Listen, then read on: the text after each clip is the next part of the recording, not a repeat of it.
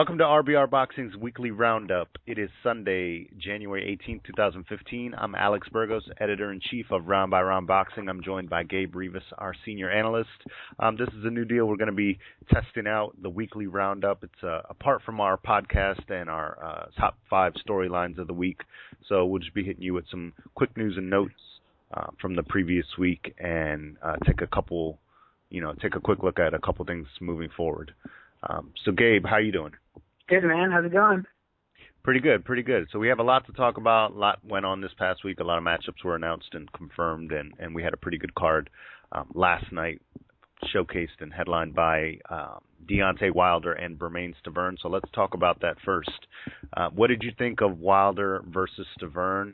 Who did you pick to win, and how did it play out in your eyes? Because of the 2 wins against Chris Arreola, I had Stiverne winning going into the fight, but, Wilder just answered a lot of questions. We had questions about him because of his previous opposition, and he answered them. We saw that he can take a punch and that he could box at a high level. He started by throwing the jab, stuck to the game plan, and walked away unscathed, while Stiverne really, showed us that he struggled with someone who's taller than him, and, doesn't really know how to come forward. So, Deontay Wilder is the new heavyweight champion, and we now see that he's the real deal.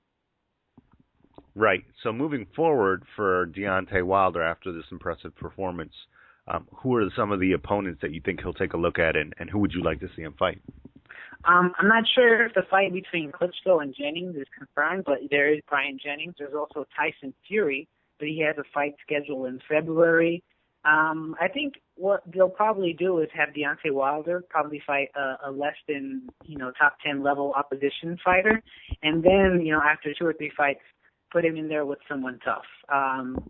Especially since his promoter, his manager is Al Heyman, and they're going to probably want to keep his reign a little bit longer than possible. Right. It'll be interesting to see, if they do pursue a Klitschko fight, how long they wait, how many more fights they give him in between. So we'll see how that plays out. But it was a good performance for him last night. So we'll see what's next for Deontay Wilder and also Bermane Stiverne.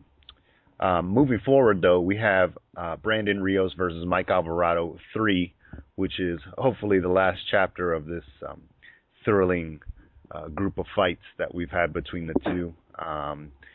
There's a lot has been said in the build-up with the style of fights that they've given us in the past, and how they've looked recently. They've had some tough losses, both of them. Both have been in tough. Brandon Rios with Manny Pacquiao, Mike Alvarado with Juan Manuel Marquez, and Ruslan Provodnikov. It's just been a tough outing the last few times for each guy. So Brandon Rios actually, his trainer Robert Garcia was on the HBO Boxing podcast last week, and Garcia confirmed that Rios told him that, hey, if I lose this fight, I'm retiring. This is it. So he's got that mindset. He's working hard, training hard, and it's interesting that he's actually acknowledged that. Alvarado hasn't said anything to that effect, but at the same time, a lot of people think that may be the same case for him too, and a lot of people would like to see the loser bow out. But Gabe, how do you size this matchup up, and what do you think about the loser just retiring? You think it's a good idea? I think the loser might retire, but if we see them engaging in another war, it might be best for both of them to consider something else just for their health. But we'll have to see what happens when they actually step into the ring. They're both pretty evenly matched. That's why the matchups have been so good. In the first one, we saw Rios stopping Alvarado, but in the second one, we saw Alvarado boxing a little bit more and using his footwork in order to get Rios, to keep Rios away from him. And I think he might be doing that in the third fight. And, he'll probably do his best to avoid the wars that we've seen in the first 2 fights. Yeah, it'll be interesting to see if this fight takes shape like the first or the second one did, because they were different types of fights. So that is on HBO next Saturday. We'll have coverage for you. Junior Barron will be at the fights for us, taking some photos. So definitely stay tuned to the Twitter and Instagram page at RBRBoxing and the website as well. We'll have some recaps and live blogs and stuff like that. That's RBRBoxing.com. So moving forward, though, we had a big announcement from Al Heyman and NBC this past week. Twitter was set afire. A lot of people were excited. and it's been really the talk of the week ever since it was announced that Keith Thurman versus Robert Guerrero and Adrien Broner versus John Molina will headline the first card on NBC on the 7th of March, and then the 11th of April will be Danny Garcia versus Lamont Peterson. So 3 quality matchups a lot of people are excited about. But looking at the deal, the premier boxing champions on NBC, how long do you think this type of, quality matchmaking can last with Heyman? And do you think, it'll have a longevity, and you think people will continue to watch, being that it's going to be on just regular TV, there's going to be commercials, there's a different dynamic. Do you think it's going to be popular and it'll last? Right. I guess we'll just have to see. They're scheduled to televise 20 cards, and the first few matchups that were announced were spectacular with Guerrero versus Thurman, Broner Molina, and Lamont Peterson versus Danny Garcia. And we'll just have to see. He does have the stable to produce some pretty good fights, but we can't expect for every fight to be, spectacular. The deal that Richard Safer settled with De La Hoya, it was revealed that fighters such as Erislandy Lara, Daniel Jacobs, Abner Maris, Andre Berto, Victor Ortiz, and even the new heavyweight champion Deontay Wilder will be a part of this stable. So, it does have the potential to last long, but then, we're just going to have to see how that goes. Right. It was a big announcement, and I, for one, am excited. We've been critical of the matchups that we were force-fed in 2014 from Heyman, but, you got to give him credit for these 3 matchups, and they're ones that the fans are, going to enjoy, and you can't knock them on paper. So it'll be interesting to see. Touching on the main event, the first one that's coming up, Keith Thurman versus Robert Guerrero. Gabe, who do you give the edge to in that fight? Robert Guerrero has shown himself to be a tough guy, has a great chin, and we've seen him against other top welterweights. With Keith Thurman, I think there is maybe some doubts about his chin and his level of his opposition. He didn't look so well in his last fight with Leonard Bundu, I believe. But that's probably because, the style of fight that Bundu brought, was a little bit difficult for him to acclimate to, and he was coming off a layoff.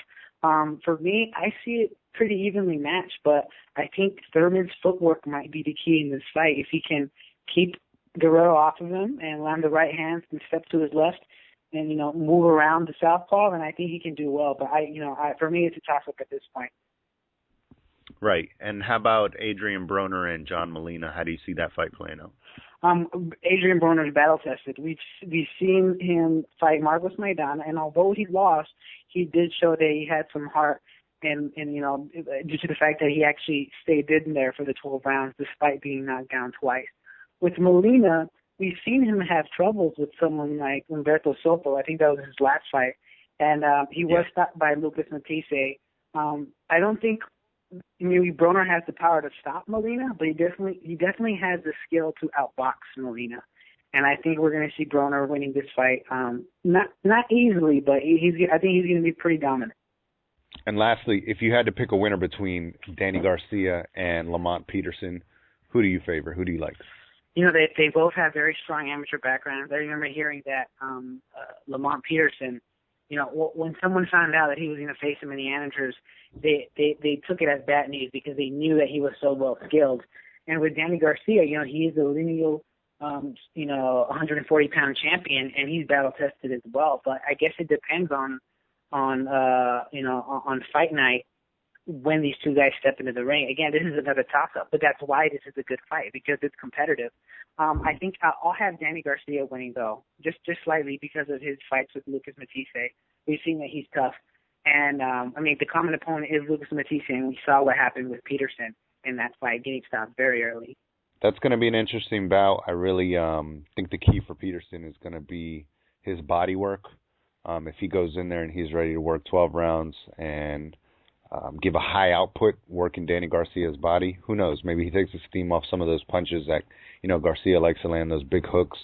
Right. And then at that point, anything can happen. And if you can stick to a good game plan, it's way too easy to drag Lamont Peterson into a fight. The reason he got dropped with Matisse was because he did stick to a boxing game plan and exchange with him. You don't exchange hooks with a hooker.